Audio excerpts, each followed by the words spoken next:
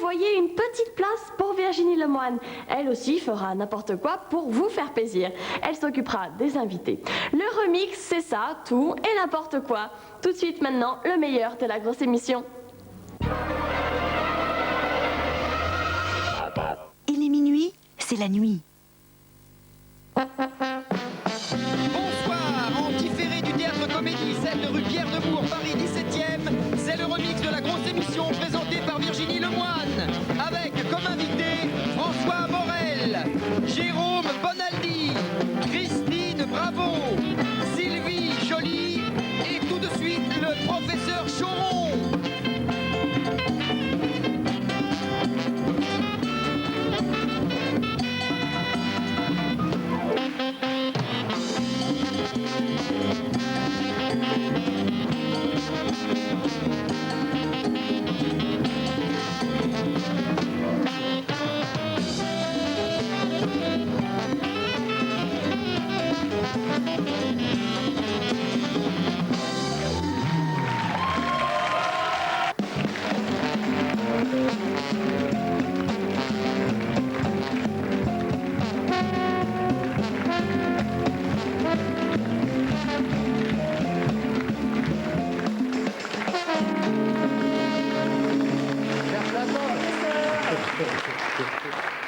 Professeur, vous avez créé Harakiri en 1960. En 1960, oui.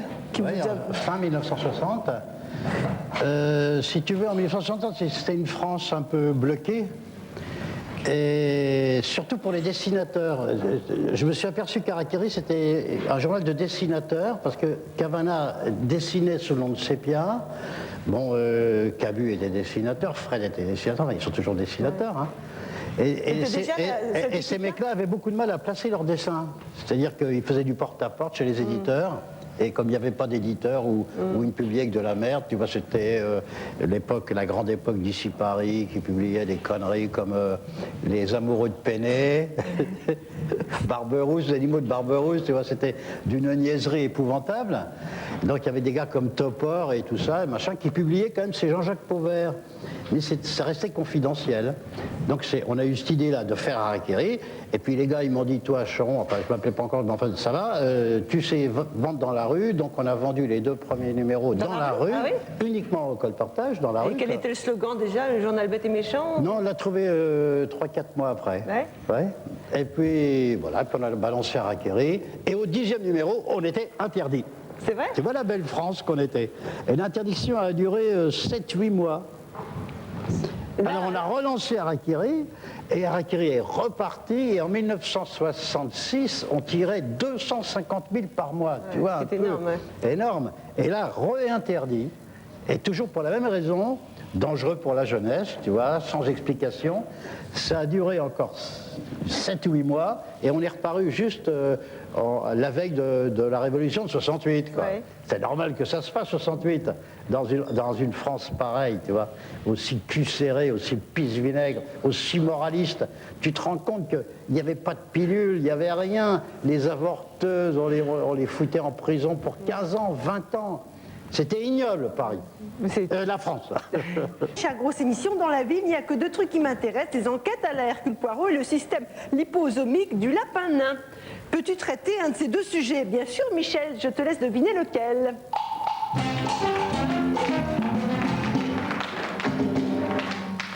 Le mystère du salon dans le vestibule du hall.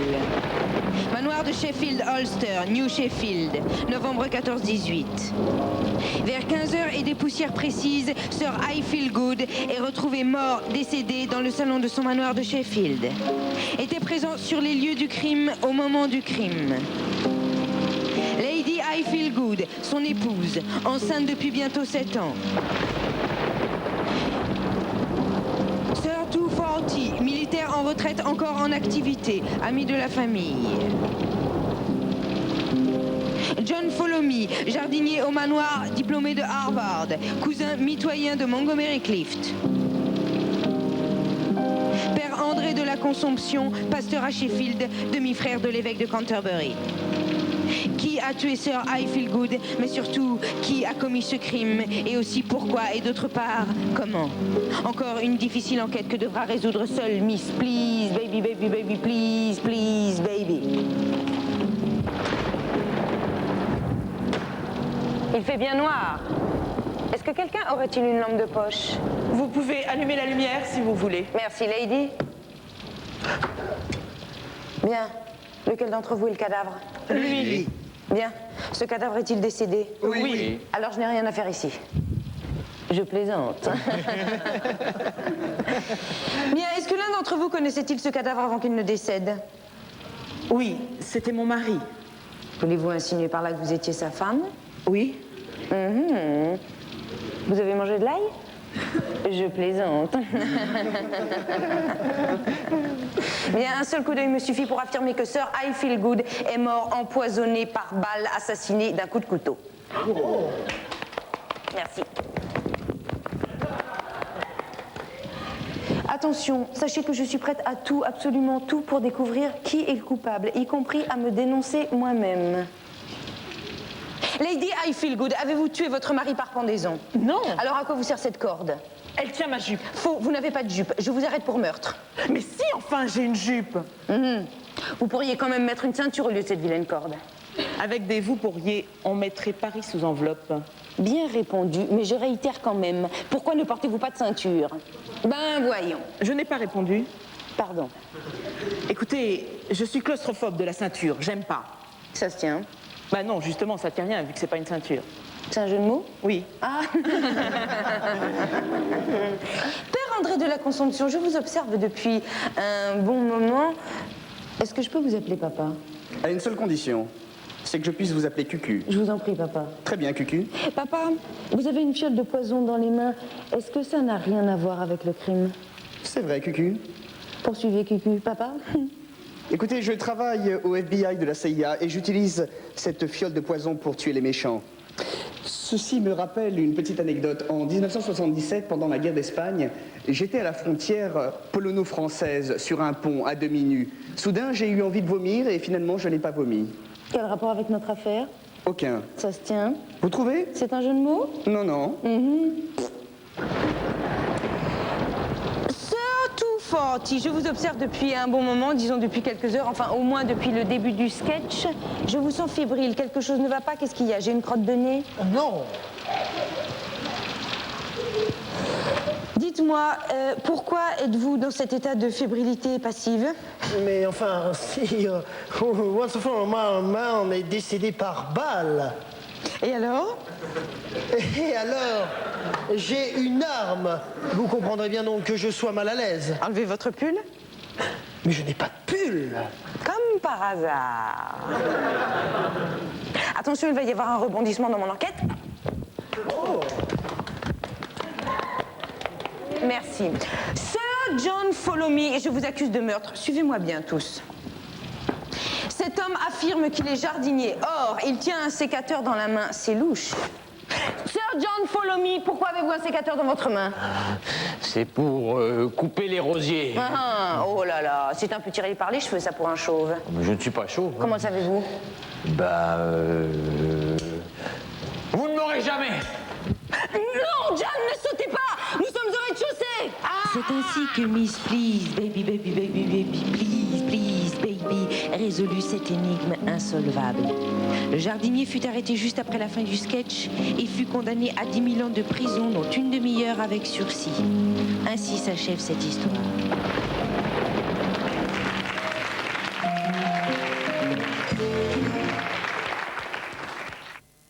Ça m'ennuie de jeter des choses magnifiques qu'on manipule tous les jours et de les transformer. Alors par exemple, qu'est-ce qu'on peut transformer en quoi? Je sais pas, t'as ta femme moche, bah, tu t'inventes la planche à repasser, c'est la déride. Oui. Ah Non, oui, c'est non, astucieux. Mais ça, c'est pas mal. Pour la repasser, tu vois. Bien sûr. Non, enfin, je veux pas être miso, là. Misogyne, c'est comme ça qu'on dit, non? Oui, oui, oui. Ou macho. Non, mais vous, Il j'ai pas y a dit les non, mecs moi, aussi. c'est un exemple. Il y a les mecs aussi qu'il faudrait repasser. Ben voilà. Et les petites bites comme ça qu'il faudrait rallonger. Donc il y a des tas de choses qui te permettent ça dans la vie tranquillement, des objets qu'on fout en l'air et puis finalement qui pourraient peut absolument réutiliser. servir à tout ça. Chère Virginie, on s'est encore engueulé avec mon cousin parce que lui, il dit que Mozart et Beethoven se sont rencontrés. Et moi je dis qu'ils étaient même pas nés. Peux-tu nous départager? Je peux même mieux que ça, car tout de suite une reconstitution.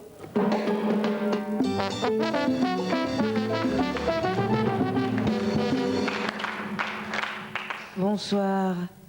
C'est Intimité, Histoire et Intimité et Histoire. Votre émission de reconstitution historique qui vous plonge dans l'intimité des grands personnages de l'histoire. Le 17 juillet 1700 et quelques, vers 17h17 minutes 17 secondes et quelques, Wolfgang Amadeus Mozart rencontre Ludwig von Beethoven dans un café viennois des faubourgs de Baden-Baden. Que se sont-ils dit? C'est ce que nous allons découvrir maintenant.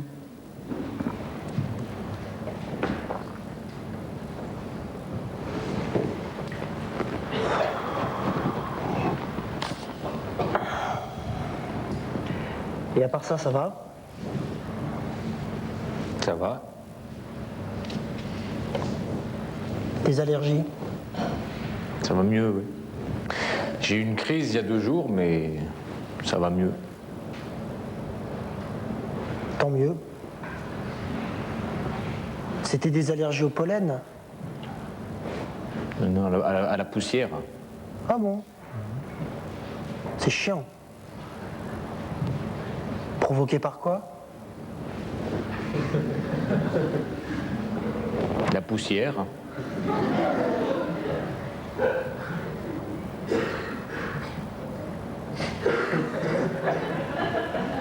Il est quelle heure? Je sais pas. T'as un beau costume, toi.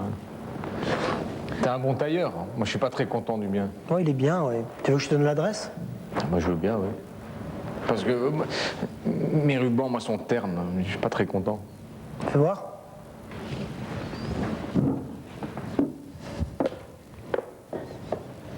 Ah ouais.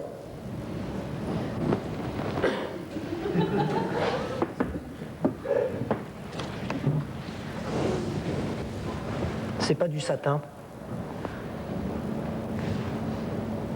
Quoi? Non, je dis c'est pas du satin.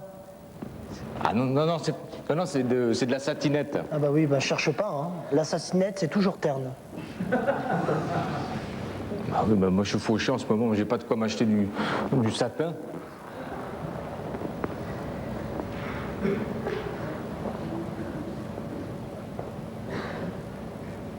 On est jeudi. Hier, on était mercredi. Oui, on est jeudi. Oh merde, quel con. J'ai oublié mon cours de solfège, j'avais un cours de solfège à donner, je suis qu'une merde. C'est pas grave, tu iras la semaine prochaine. Oui.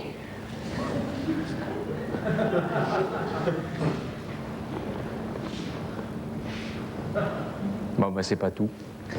J'ai une symphonie à terminer.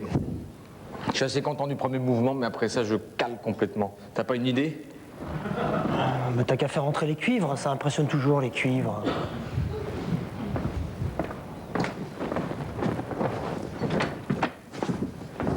T'as raison, je vais mettre des cuivres. Salut. Salut.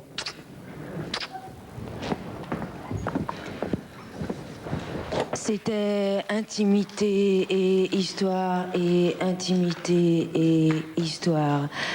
La semaine prochaine, nous plongerons dans l'intimité historique de Jésus-Christ. Salut! J'ai dit la semaine prochaine.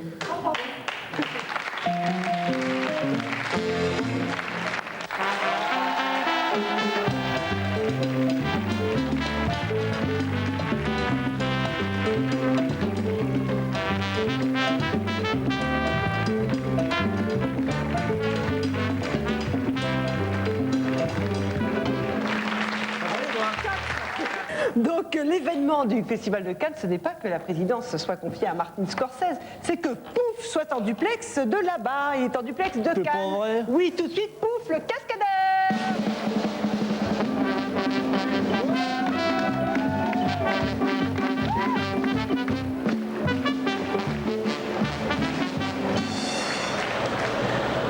Bonsoir. Bonsoir, Pouf. Aujourd'hui, je vais faire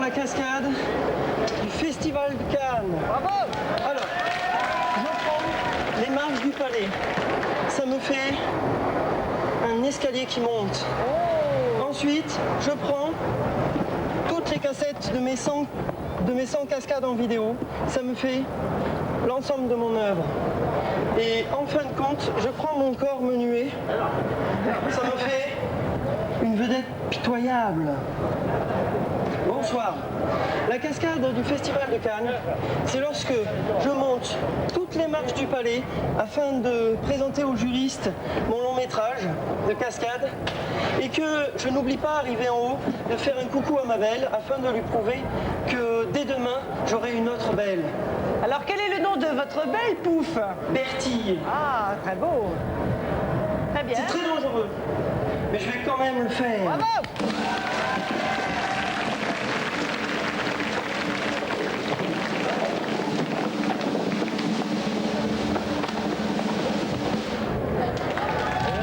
C'est exactement ce que je voulais faire. Comme Alors ça, quand je suis des fois dans mon jardin et qu'il y a trop d'avions, ça m'énerve. Parce que vous habitez près d'un aéroport? Pas près justement. Ah, dans un aéroport? Dedans.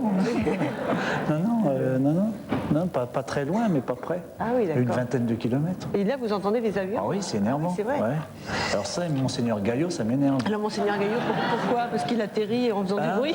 Ah bah, c'était formidable parce qu'il a été... Ah oui, non. Parce qu'il fait beaucoup de bruit pour rien, mais il m'agace profondément. Ah oui. Je sais pas, il m'agace profondément. Le fait qu'il ait fait écrire son livre par un nègre, bon ça, j'imagine que plein de gens le font. Et en plus, il a gueulé sur son nègre parce que le nègre avait piqué lui-même un autre. Vous avez suivi l'affaire? Non, pas du tout. Si. Il s'est fait écrire son livre par un nègre et il a dit c'est pas bien parce que mon nègre, il a pris ce qu'il a écrit, il l'a volé à un autre. Ah, parce que le nègre avait un nègre, on est en pleine Alexandre Dumas. Le nègre avait un autre nègre. Ah bon? Ah ouais. Et Monseigneur Gaillot, qui a une grande conscience chrétienne, a dit c'est pas bien. Eh ben oui, mais il a eu raison. Il m'énerve, Monseigneur Gaillot, c'est un type qui m'agace profondément. Nous recevons, tu sais, François, beaucoup de courriers, nous y répondons tous les jours. Nous avons reçu une lettre de Gérard qui nous écrit de Comméry-sur-Sarthe. Chère Virginie, est-ce que tu peux me passer François Morel? Eh bien, tout de suite, Gérard, je te le passe. Voilà, il y a un mot pour toi. Cher François, je dois passer ma visite prénuptiale, mais j'ai peur du docteur à cause d'un BCG qui m'a traumatisé quand j'étais petit. Que faire? Eh bien, tout de suite, mon cher François, je te propose de te remettre... non, c'est pas François, mon cher Gérard. Gérard. Je te propose de te remettre au docteur Pascal.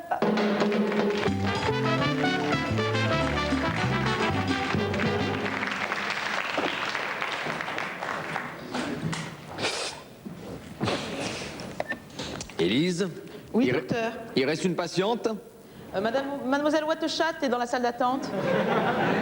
Bien, alors vous lui montrez la route. Laissez-moi vous aider. Donnez-moi ça. Elle arrive tout de suite. Élise, vers 17h30, vous me ferez penser à vous virer. Vers 17h30? Mais c'est affreux! Alors, qu'est-ce qui vous arrive? Bonjour, docteur. Là, il m'arrive quelque chose d'assez étrange. Mademoiselle Wattechat, est-ce que vous vous rendez compte que vous venez me voir très souvent? Oui, c'est vrai, en fait, une fois par semaine environ, finalement. Oui, mais donc, il faut que vous compreniez que ces visites... Oui, écoutez, docteur, peut-être je viens trop souvent, il y a des gens solides. Moi, je suis liquide, mais plutôt fragile, du reste. Oui, d'accord, peut-être, mais ça devient trop systématique, ça devient presque compromettant, toutes ces visites. Ah bon? Ah ben oui, alors ce que je vous propose, moi, c'est qu'on se voit plutôt dans des squares, les lundis soirs vers 2h du matin. Non. Ou mieux, au petit hôtel des Drassals, dans le 12e. Oui, mais pardon, mais vous vous méprenez, docteur. Mais quelle allumeuse! Non, mais docteur, comprenez, moi je viens ici pour me faire soigner, rien d'autre. Tu me plaques, c'est ça? Bon, écoutez, docteur. Eh ben, je vais pas verser une larme pour toi. Plutôt chialer, merde. Bon, écoutez, docteur, si vous me consultez pas dans la seconde, moi je me vitriole le sexe avec de la javel. Bon, très bien, mais je vais vous consulter tout de suite, parce que vous le dites aussi clairement. Mais je vous préviens, c'est pas très beau de dire ça. Moi aussi, je pourrais vous dire que je vais me brûler le pubis avec une tronçonneuse. Mais ça ne ferait guère avancer les choses. Bon, docteur, j'ai une douleur persistante au pied. Un panari, c'est un panari. Un panari, c'est une infection microbienne hein, qu'on peut reconnaître grâce à une extra machin, très douloureuse parce que purulente. Hein. Et alors à ce moment-là, Ouais. je vous excite. Hein. Alors ce que je vous propose, c'est une petite opération bénigne. Hein. Je vous appuie sur le doigt du pied cité pour vous éclater le panari. Hein. C'est la technique dite de l'éclatage. C'est très douloureux, mais je vous préviens, c'est très très efficace. J'ai envie de vomir. Oui, alors je vous préviens, vous vomissez une goutte de merde sur mon beau bureau en cuir et vous ravalez tout. Hein. Je vous aurais prévenu. Ça va mieux. Ça va mieux. Je vous propose de passer au bloc opératoire. Asseyez-vous. Voilà. Alors, j'enlève la chaussure malade. Oh là là là là. C'est pas joli joli, hein. Oh, je dirais même que c'est dégueu dégueu, hein. Je veux prendre mon petit matériel. Alors, ce que je vais vous faire, c'est une petite incision sous l'ongle, hein. C'est un peu douloureux, mais... Ah, ouh, c'est tellement tendu, cette peau. Voilà. Alors, je vous préviens, je vais appuyer à 3, ça va faire un peu mal, hein, mais c'est le jeu, hein. 1, 2, 3... Oh, oh. Mais dis donc, c'est infecté, ça, alors. Vous êtes infecté jusqu'au genou, regardez ça. J'appuie sur le genou et hop, oh, hop là. Dis donc, hop, hop. Dis donc, regardez. Oh, Fontaine, je ne boirai pas de ton eau. Oh, dis donc. Oh,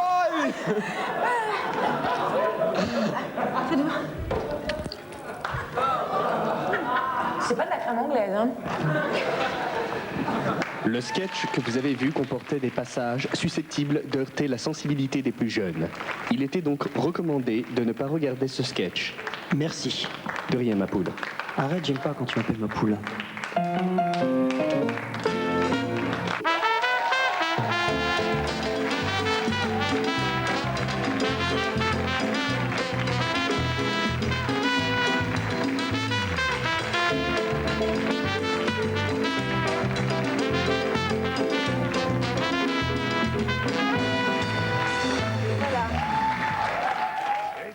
Eh bien, il faut savoir qu'à Comédie, nous avons un concierge qui s'appelle Soren. Ah bah oui.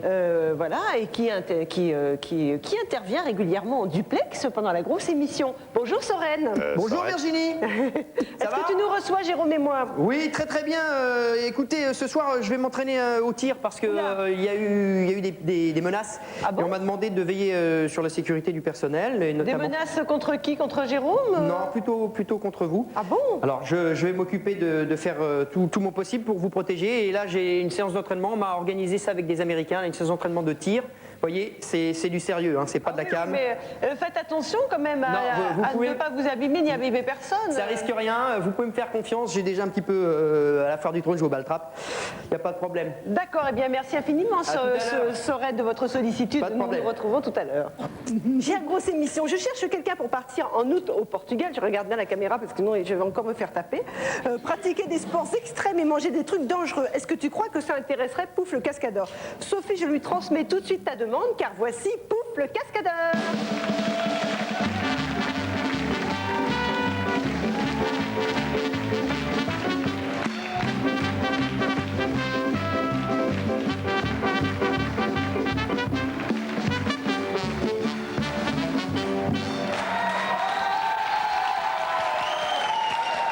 Bonsoir.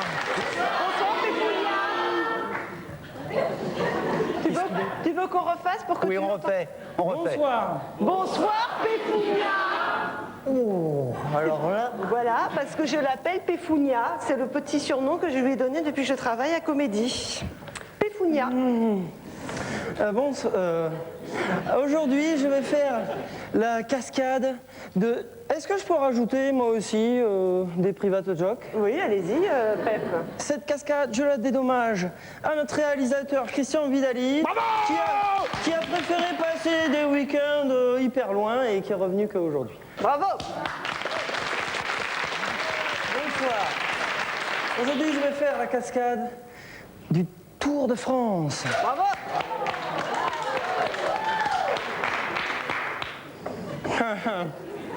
D'accord. Est-ce que je peux vous demander quelque chose, Pep?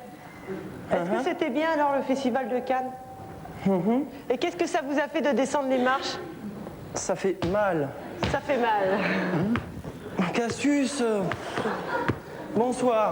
Aujourd'hui, donc... Alors, Cassius, arrête. Hein.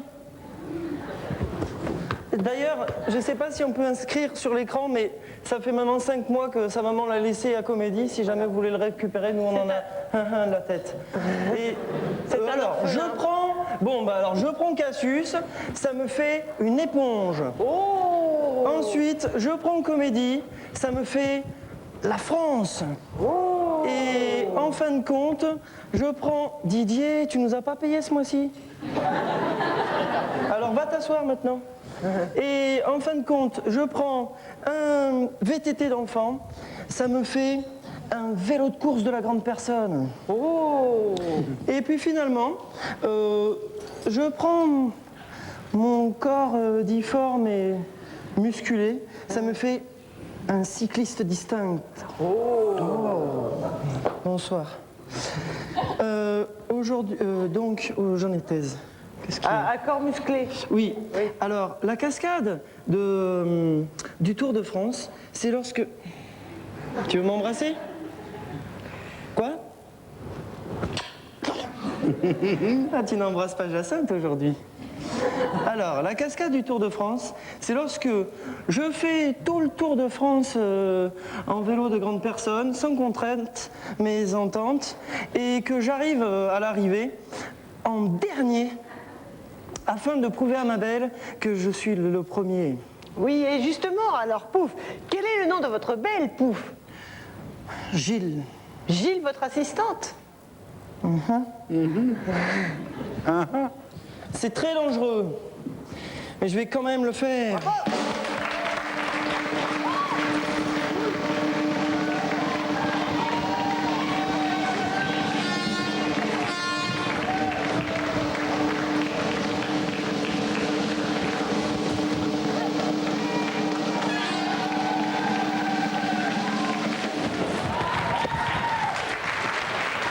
C'est exactement ce que je voulais faire. Oh, Casimir, bonjour Casimir. J'ai un petit problème, bonjour, moi. Casimir. J'ai un petit problème, Virginie. J'aimerais poser juste une petite question à Jérôme. Casimir. Bonjour d'abord. Voilà.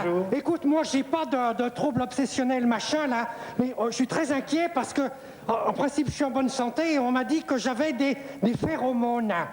Phéromones. Alors, j'ai toujours été en pleine forme. Je suis un petit peu inquiet, là. Qu'est-ce que c'est? Ça, les phéromones. Les phéromones, c'est...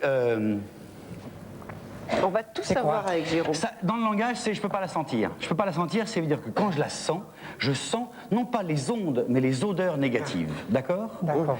C'est très pratique parce qu'on a réussi, tous les animaux émettent des phéromones. D'accord? C'est, on va prendre les animaux, les insectes. Les insectes, la femelle papillon. Hop, elle fait des phéromones un peu partout. Il y a un seul mâle à 50 km, 5 km à la ronde. Allez, 1 km à la ronde. Putain, ça sent la femelle, ça sent la femelle. Mais c'est pas l'odeur, c'est pas son parfum, ils n'ont pas de parfum les insectes. C'est les phéromones qu'elle émet, d'accord?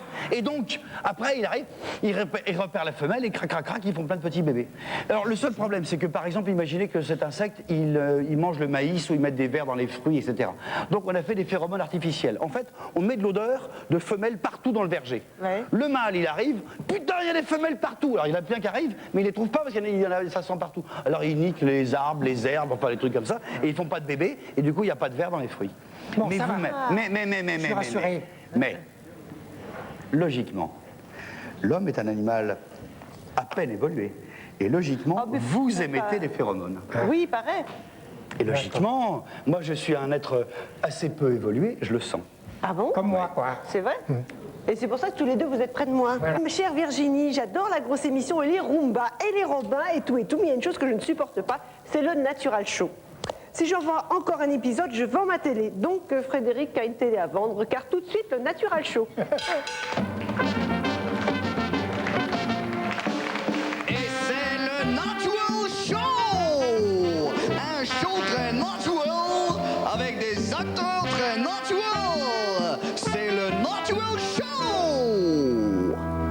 Aujourd'hui, Pascal va avoir un gros chagrin de société, alors il faudra être sympa avec lui.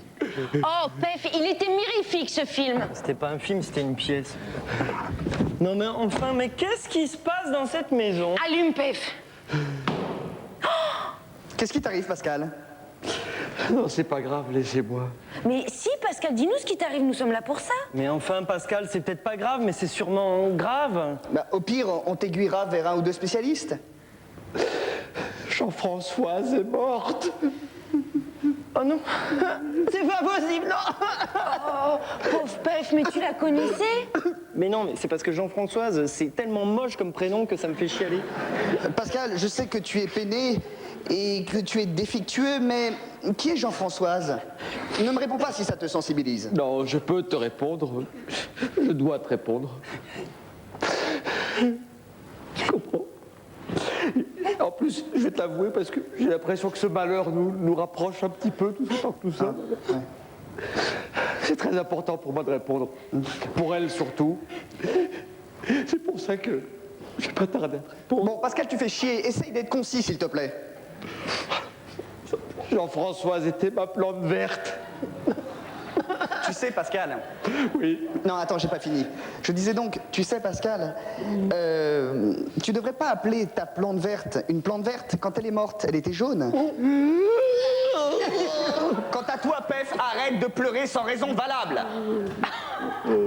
Coucou les cocos. Oh, mais quel massacre. Quelle horreur! Mais on la reconnaît même plus, mais qui es-tu, Élise? Mais qu'est-ce qui vous arrive encore? Oh, mais enfin! Mais Élise! Naturel chaud, naturel. Naturel chaud, naturel. Élise, quoi? Mais qu'y a-t-il donc? Mais Élise, il y a que tu n'es pas maquillée. Bah oui, puisque ça prenait trop de temps et que je ratais tous les sketchs. Bah oui, mais quand même, Élise, il faudrait que tu te maquilles quand même, crois-moi. Fais-le pour le bien de tous. Non, mais c'est vrai, il y a des horreurs qu'on devrait montrer qu'au journal de 20h. Ou alors, je sais pas, moi, mets-toi un abat-jour sur la tête. Bon, d'accord. Je préfère ça que de repartir, hein. Ouais, super. Ben, qu'est-ce qui t'arrive, mon chouchou? Jean-Françoise est décédée. Oh, ben ça va, c'était qu'une plante verte, hein. Comment est-ce que tu sais que c'était qu'une plante verte? Ben, c'est toi qui me l'avais dit. Non, c'est impossible, Élise. C'est impossible, je ne t'avais jamais dit. Personne ne savait le nom de mon Edelweiss. Bah, c'était pas un Edelweiss, c'était un lierre. Bon, alors moi, cette histoire, j'y comprends, mais que nel, hein. Que dalle, Pef, que dalle. Et Élise, comment tu pouvais savoir que c'était un lierre alors que moi-même, je pensais que c'était une Edelweiss? C'est moi qui... J'ai coupé les racines de Jean-Françoise. C'était sous les conseils de Gwenaëlle, ma maquilleuse. Elle voulait m'en faire un masque facial. J'ai tué Jean-Françoise. Non, Pascal, Non, Pascal, Non, rien. Élise, je ne trouve pas les mots pour dire combien je regrette que tu sois aussi cruelle. Tu mériterais de porter des slips sales. Élise, t'es vraiment une pute pour un abat-jour. Mais enfin, Élise! Bon, qu'est-ce qu'on fait maintenant? Si on changeait de place. Oh ouais. Non, il n'y a plus de place. Plus de place. Pas des places. Oh, Pascal! C'est bon, je vous pardonne. Oh! Car en tombant, je suis tombé sur un cactus grimpant. Je me suis accroché, je suis tombé amoureux de lui. Il s'appelle Jean-Paul Sartre Nathalie. Il m'a fait totalement oublier la mort de Jean-Françoise. Et puis dernièrement, je t'excuse, Élise. Oh, Pascal! Et oui, mettez-vous à sa place. Vu son âge canonique, il est bien normal de vouloir se faire des gommages faciaux. Moralité. Lorsqu'on a besoin de se faire un beau visage, il faut surtout pas aller chercher des produits miracles dans la plante qui pue de ce pédoplantophile de Pascal.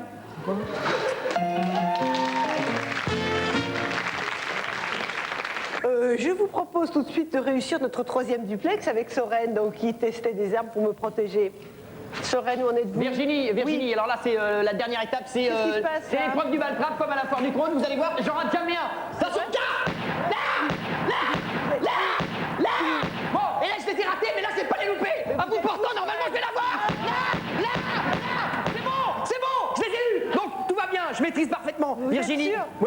pas de problème, votre sécurité est assurée, ok? Vous n'avez abîmé personne, Sorel? Non, c'est rien, c'est du petit matériel. Merci, Sorel.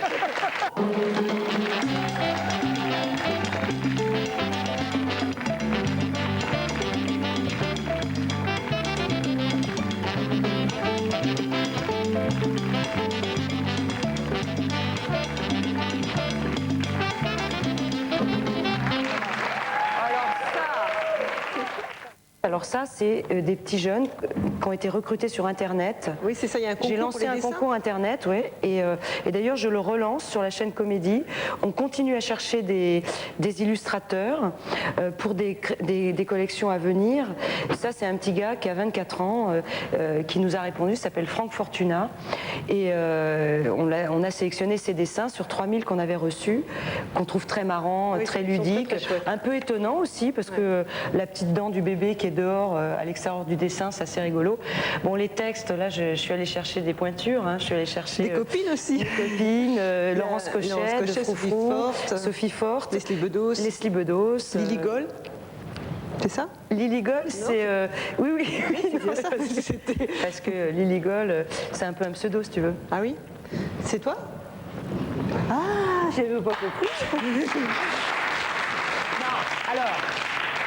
Lily Goll, c'est pour gros qui pue, gros qui pète. Alors évidemment, je me suis dit, donc gros qui pue, gros qui pète, est-ce que j'assume ou est-ce que j'assume pas? C'était un collectif enfant. En fait, quand je vivais au Mexique, il y avait 3 petits mômes. Il y avait un Anglais, un Américain qui parlait français, une Mexicaine et puis ma fille. Ils étaient tous bilingues et je leur racontais une histoire. Ça, c'est mes vieilles manies d'instit, de quand tu m'as connu instit. Et puis un jour, j'étais à court et j'ai lancé. Alors c'est l'histoire de gros qui pue. Alors là, les 4 fers en l'air. C'est vrai? Ah, ils étaient morts de rire et ils m'ont dit qu'est-ce qu'il fait, gros qui pue? Et moi, je savais pas parce que j'avais pas l'histoire. Et j'ai dit bah et vous, qu'est-ce qu'il fait? Et alors ils ont commencé à me raconter. Ils se mangent les crottes de nez, enfin bon, les trucs de mômes. Ouais. Voilà. Tu vois, de mômes pas tant que ça parce que ça les fait marrer. Ils font des choses terribles. Là, ils sont assez dégueulasses. Là, il y a une image. Là, mais il est mignon. Il est très mignon. Non, mais il est très mignon. Il les boit avec une paille, l'eau des caniveaux. Voilà. Et ça, en préparant l'émission, certaines copines m'ont avoué qu'elles l'avaient fait quand elles étaient petites. Bah oui, on a à peu près tout fait quand on était petits. Nous allons lire maintenant, si tu le veux bien, Christine, la lettre de Nadine qui nous écrit de Feuzine dans l'Indre. Chère Virginie, je m'apprête à passer mes examens et je voudrais savoir comment conserver ma féminitude dans une telle circonstance. Eh bien, Nadine, tout de suite, la réponse avec le bon goût de la France.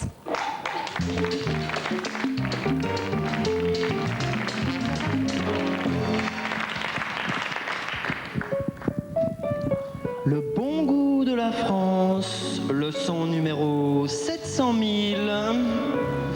Être érotique en toutes circonstances, voilà qui n'est pas aisé. Aujourd'hui, apprenons ensemble à être érotiques en passant un examen avec Adalbert et Christelle.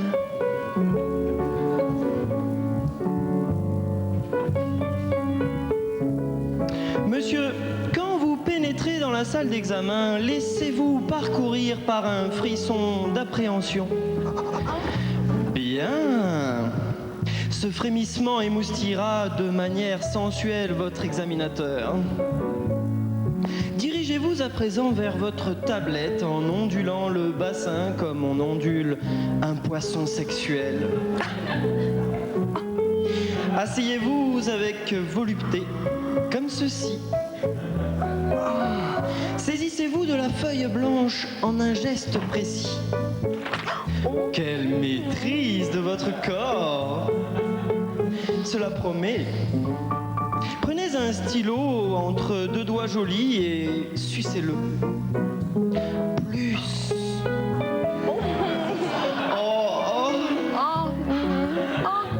Cela vous confère une animalité toute excitante qui n'échappe pas à madame.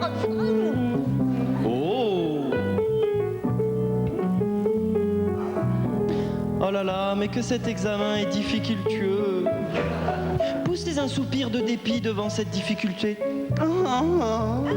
Encore. Bien, oui. Votre partenaire blêmit de désir. Vous manquez de force. Mangez une barre chocolatée avec la bouche. Voluptueusement. Comme ceci. Quel appétit! En est-il de même pour les choses du sexe? Votre partenaire gronde de plaisir.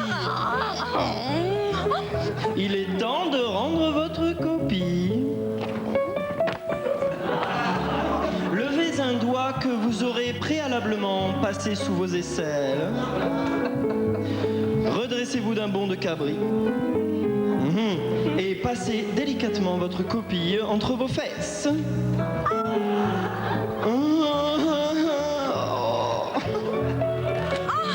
Il est temps, à présent, de quitter la salle. Profitez-en pour parachever votre parade nuptiale en une danse érotisante et bacchanalesque. Oh là là! Madame Sepam, vous avez gagné, monsieur. La leçon numéro 700 000 est à présent terminée. La semaine prochaine, nous apprendrons ensemble à être érotiques en poussant un train avec Richard et Richard. Le bon goût de la France, vous dites. Au revoir.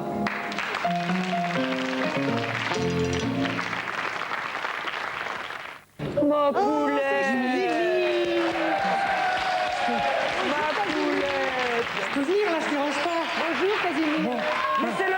Bon, Christine, bonjour. Mais c'est le vrai! Alors, oui, écoutez, j'ai lu votre petite collection là, hein, c'est sympathique, c'est gentil, mais enfin, alors, laisse-moi parler. En ce qui concerne les enfants, vous pourriez quand même faire appel à moi, hein, parce que c'est quand même mon créneau. Et puis moi aussi j'écris. Hein. Alors je vous ai amené un petit manuscrit là, c'est des petits conseils pratiques, tout simples et très éducatifs. Hein. Par exemple, comment conserver ses crottes de nez en bon état, comment transformer l'ordinateur de papa en grille-pain, comment transformer votre chat en cerf-volant. Oui, c'est bien tout ça, Casimir. Oui, quoi? C'est toi que ça? Eh non, si, c'est quoi ça? Gros qui pète, c'est qui ça? C'est Casimir! Non, c'est pas moi!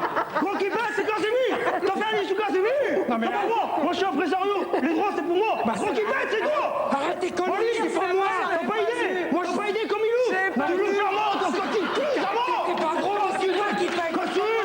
Casimir!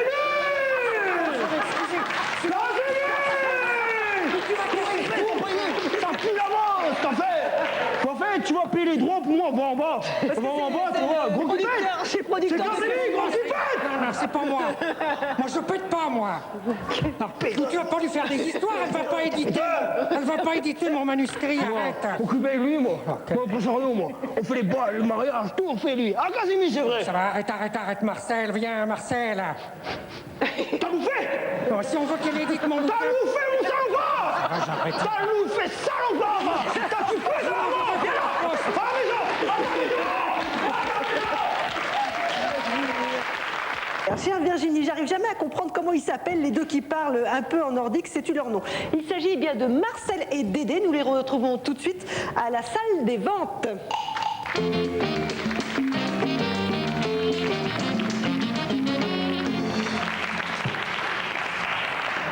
Bienvenue à l'hôtel Jean-Claude Drouot pour cette vente exceptionnelle, une vente aux enchères évidemment, qui débute, bonsoir Monsieur Vidali, qui débute sans plus attendre par une magnifique pièce du XIIe siècle. Alors, la mise à prix de ce vase datant de l'époque de l'Asie mineure et démarre à 810 000 francs. Aïe, allons, 811 000 francs, Madame de Foix. 811 000 francs. 812 000. 812 000 francs, Monsieur Téléphone. 813 000 francs. Allons, ne lâche pas cette affaire. Je vous rappelle qu'il s'agit d'un vase du XIIe siècle en véritable cristal de baccarat. Oui. Allons, Oui. 814 000 francs. Oui, rarement. 814 000 francs, 500, 800. Oui, de temps en temps. Le matin surtout. Une R12. Non mais qu'est-ce que vous faites, greffier? Je réponds à un sondage. Oh, vous avez de la chance. Alors 816 000 francs. 800... Non mais ça va pas.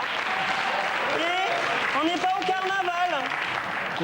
Alors, 800, s'il vous plaît, monsieur, oh là, vous êtes bien joli, hein, je vous emmènerai bien volontiers au Stade de France, mais là, vous êtes devant moi quand je travaille, alors vous allez vous asseoir là-bas.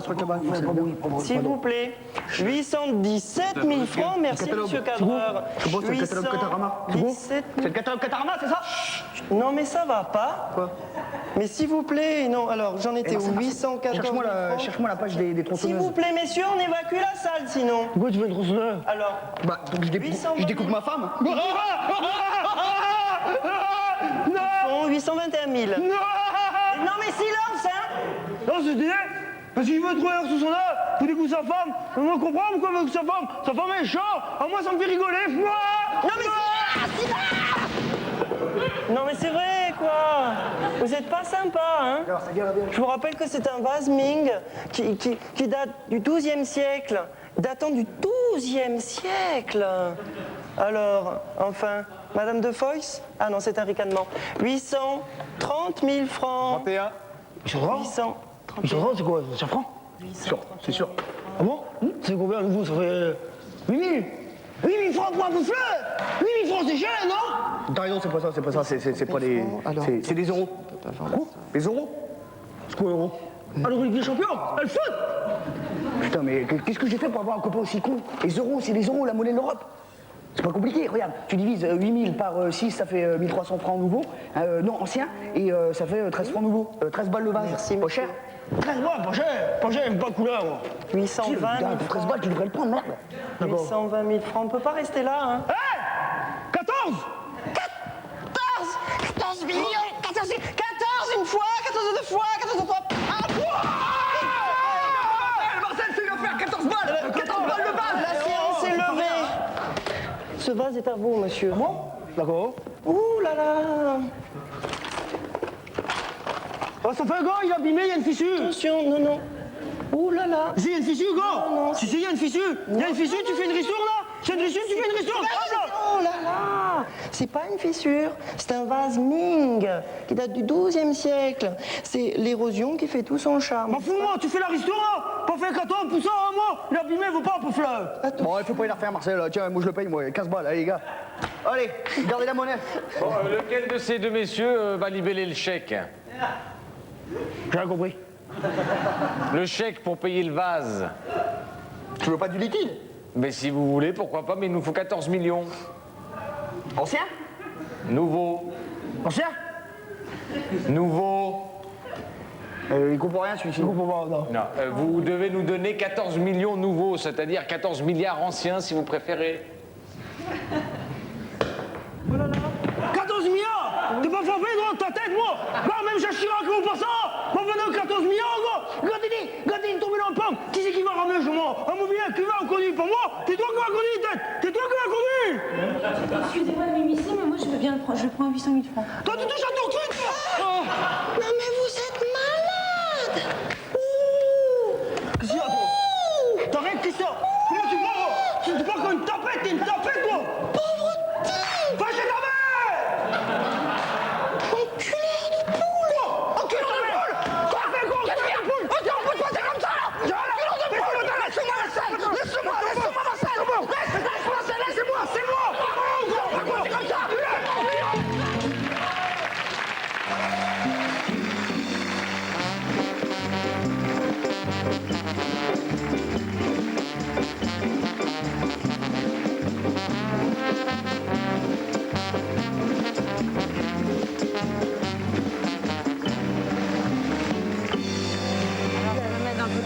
Voilà, le fauteuil présidentiel. Chère Virginie, j'ai bien connu Madame Joly quand elle était adjudante à Mourmelon. Et je suis sûre qu'elle ne me contredira pas. Non. Je trouve qu'il n'y a pas plus de sport d'hommes à la télévision. Je trouve, Je trouve qu'il n'y a plus de sport d'hommes à la télévision. Qu'en penses-tu? Eh bien, cher Raymond, tout de suite, la preuve que tu te trompes. Les arts martiaux diététiques. Aujourd'hui, le nuncha concombre. Au sud du nord de la Chine, vers Montpellier, vit une communauté de moines chauves sans cheveux appelée les nuncha Kong Kong. Les nunchaks Hong Kong pratiquent un art martial diététique appelé le nunchak concombre. L'apprentissage de cette discipline se fait dans une école spécialisée dans laquelle les moines entrent dès l'âge de 2 ans pour en ressortir à 78 ans, c'est-à-dire beaucoup plus âgés que quand ils sont rentrés. Mais c'est la moindre des choses, car le nunchak concombre nécessite une grande maîtrise de soi et une maîtrise de droit aussi.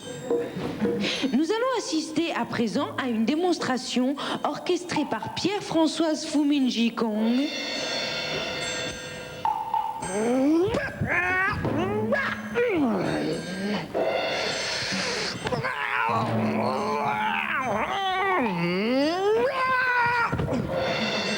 Assisté de Persil Chunchichifun.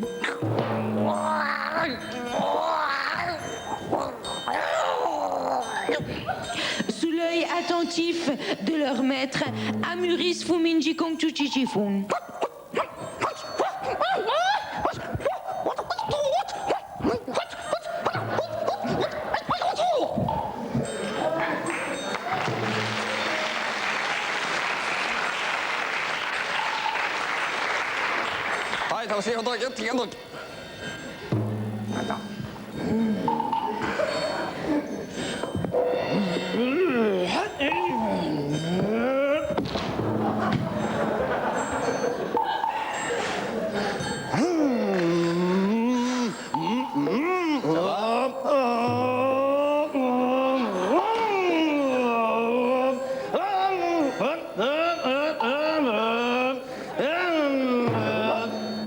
Ça va?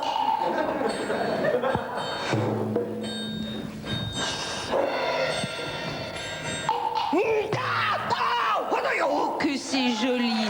Pierre-Françoise vient de faire un ravissant tabijoumaï. C'est comme ça qu'on appelle le cassage de concombre, avec les mains et les pieds très réussis.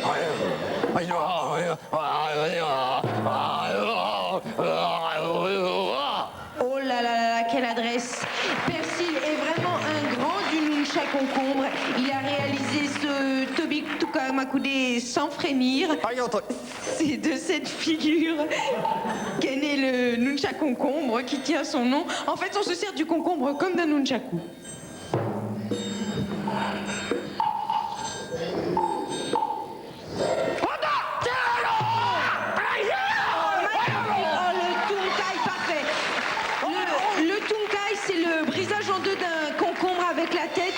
C'est la spécialité d'Amuris qu'elle maîtrise, n'est-ce pas, Christiane, pardon.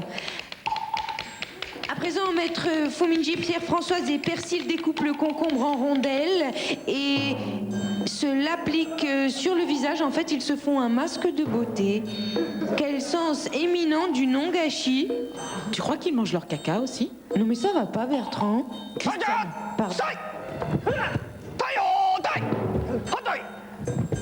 C'est ainsi que s'achève cette démonstration qui, je l'espère, vous a emballé dans du papier. Au revoir à tous.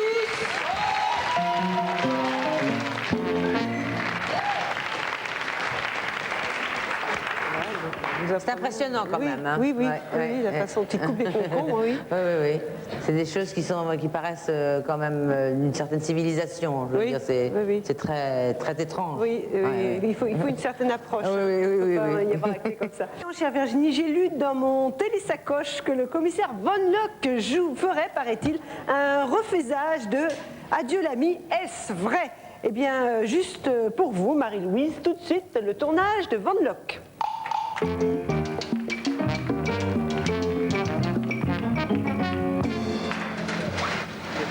Von Locke, Adieu l'ami, séquence 3 première. Moteur, action. Moteur, action. Bon, coupé. Qu'est-ce qui se passe, Génis, là? Ben, je comprends pas, normalement il est au courant qu'il doit rentrer. Bon. Qu'est-ce qui vous arrive, monsieur Van Locke? Tu me demandes de ce qui m'arrive, petit? Bah oui, j'ai dit moteur, il me semble que j'ai parlé assez fort. Et le problème, il n'est pas là. J'ai bien entendu moteur avec mes 2 oreilles et mes 2 couilles. Seulement, il ne faut pas que tu me forces à m'en servir, hein? Écoutez, je vous suis plus, commissaire, qu'est-ce que... Pourquoi vous rentrez pas? Mais qu'est-ce que tu racontes, Pichoun? Tu me dis moteur, à quoi je pense, moi? Au moteur de ma R12, arbre à cam en tête, que j'ai garé la pauvre dans la rue Tubano. Alors, pas de conneries. Mais qu'est-ce que vous voulez que je vous dise, alors? Tu me dis, qu'est-ce que tu veux que j'entre? Tu me dis, entrez par la porte.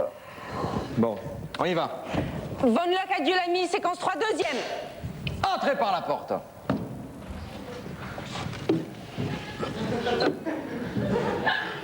Coupez, elle est bonne. Bravo. Bon, allez, on change de plan, on reste sur le coup là. J'ai senti une perfusion dans mon entrée. C'est ça, et alors gardez cette perfusion, gardez cette perfusion. Ouais. Ce qu'on va faire maintenant, c'est qu'on va tourner juste la suite de la séquence. Alors, ce qui se passe, vous arrivez, Ça va, Pichounet?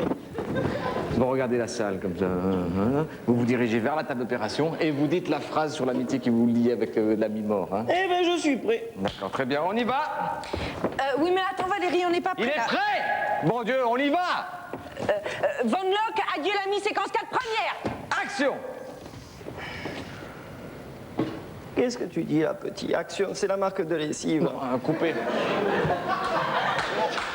Coupez. Qu'est-ce que vous voulez que je dise alors pour vous lancer? Mais tu dis ce que t'as à dire, tronche à cul. Marcel Pétrusien, était 73. Lui, il voulait m'abattre. Il m'a pas dit moteur de ta R12. Il m'a dit, Van Lock, je vais vous abattre. Et il vous a abattu? Eh bien non, puisque je demeure. Bon, on y va. Von Lock, adieu l'ami, séquence 4, deuxième. Alors, pour l'équipe, action. Pour le commissaire, vous regardez la table d'opération et vous dites la phrase sur l'amitié qui vous liait avec votre ami.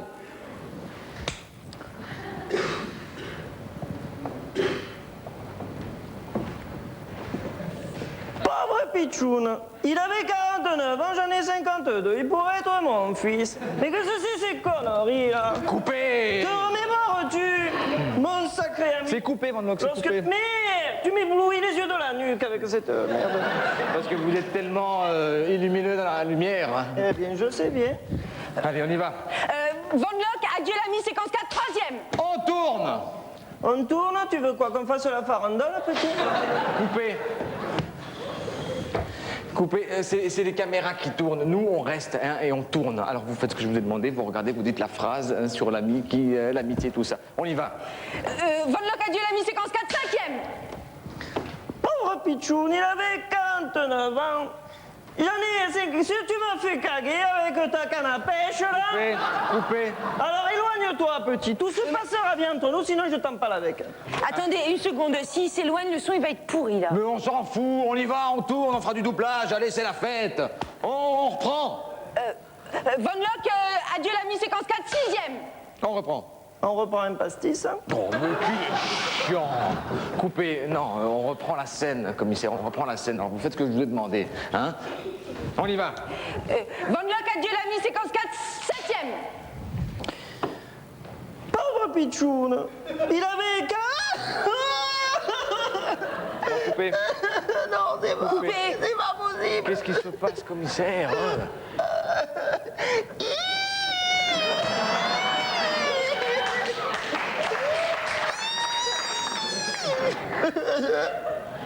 Tu vois pas que ce gars, pas plus qu'une demi-heure plus tard, je l'ai rencontré tout à l'heure, nous étions dans la loge, le maquillage, et il m'a parlé, il était fort sympathique, il m'a dit qu'il s'appelait Patrick Bosso, qu'il était comique alcoolique, il m'a même, je me souviens même qu'il m'a raconté comment il a perdu son testicule droit.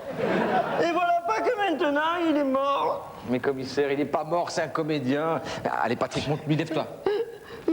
Ça va, enculé? Ah,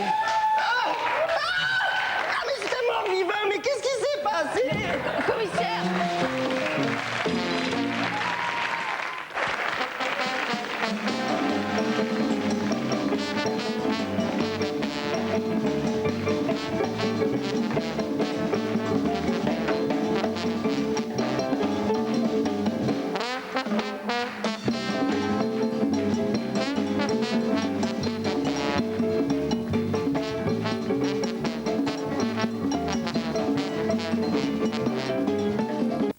Tout de suite, On savait rire et le meilleur de la télé française passée avec Michel Royer. Sur Comédie, on déconne, mais on déconne à l'heure.